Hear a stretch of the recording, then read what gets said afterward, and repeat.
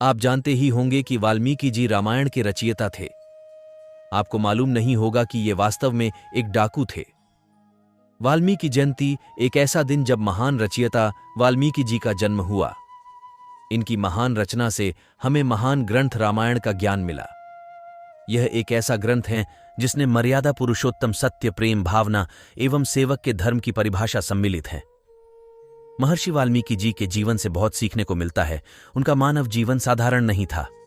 उन्होंने अपने जीवन की एक घटना से प्रेरित होकर अपना जीवन पथ बदल दिया, जिसके फलस्वरूप वे महान पूज्यनीय कवियों में से एक बन गए।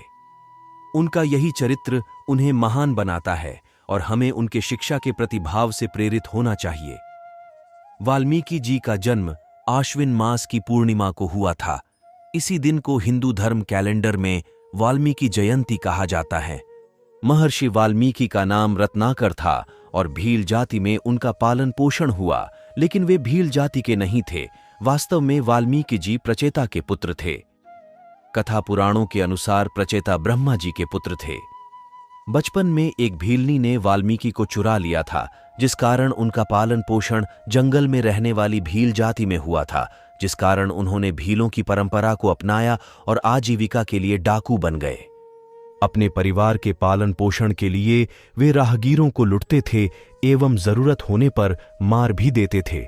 इस प्रकार वे दिन प्रतिदिन अपने पापों का घड़ा भर रहे थे। एक दिन उनके जंगल से नारद मुनि निकल रहे थे। उन्हें देख रत्नाकर ने उन्हें बंधी बना लिया। नारद मुनि ने उनसे सवाल किया कि तुम ऐसा पाप क्यों कर रहे हो? रत्नाकर ने जवाब दिया, अपने एवं परिवार के जीवन व्यापन के लिए। तब नारद मुनि ने पूछा, जिस परिवार के लिए तुम ये पाप कर रहे हो, क्या वह परिवार तुम्हारे पापों के फल का भी वहन करेगा? इस पर रत्नाकर ने जोश के साथ कहा, हां बिल्कुल करेगा। मेरा परिवार सदैव मेरे साथ खड़ा रहेगा। नारद मुनि ने कहा, एक बार उनसे पूछ लो, अगर वे हां कहेंगे तो मैं तुम्हें अपना सारा धन दे दूंगा। रत्नाकर ने अपने सभी परिवारजनों एवं मित्रजनों से पूछा, लेकिन किसी ने भी इस बात की हामी नहीं भरी। इस बात का रत्नाकर पर गहरा आघात पहुंचा और उन्होंने दुराचारी के उस मार्ग को छोड़ तप का मार्ग चुना एवं कई वर्षों तक ध्यान एवं तपस्या के बाद जब वाल्मीकि जी को अपने पापों का आभास हुआ, तब उन्होंने उस जीवन को त्याग कर नया पथ अपनाना चाहा, लेकिन इस नए पथ के बारे में उन्हें कोई ज्ञान नहीं था।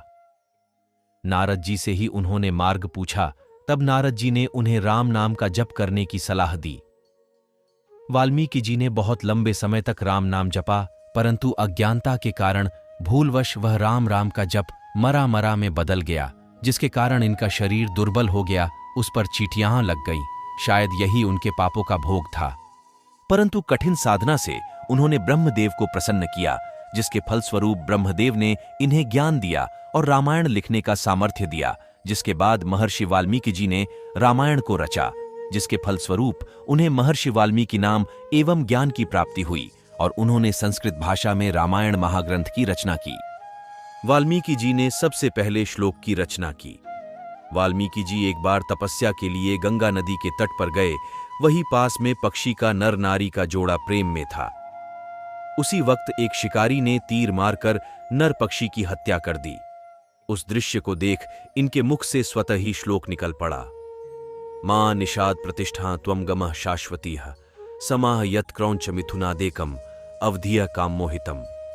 इस श्लोक का अर्थ है, हे निषाद, तुमने प्रेम में मग्न क्रौंच पक्षी को मारा है। जा, तुझे कभी भी प्रतिष्ठा की प्राप्ति नहीं हो पाएगी और तुझे भी वियोग झेलना पड़ेगा। वाल्मीकि महाकवि ने संस्कृत में महाकाव्य रामायण की रचना की, जिसकी प्रेरणा उन्हें ब्रह्मा जी ने दी थी। रामायण में भगवान विष्णु के अवतार रामचंद्र जी के चरित्र का विवरण दिया है। इसमें 23,000 श्लोक लिखे गए हैं। वाल्मीकि महर्षि ने राम के चरित्र का चित्रण किया। उन्होंने माता सीता को अपने आश्रम में रख उन्हें रक्षा दी। बाद में राम एवं सीता के पुत्र लव कुश को भी ज्ञान दिया।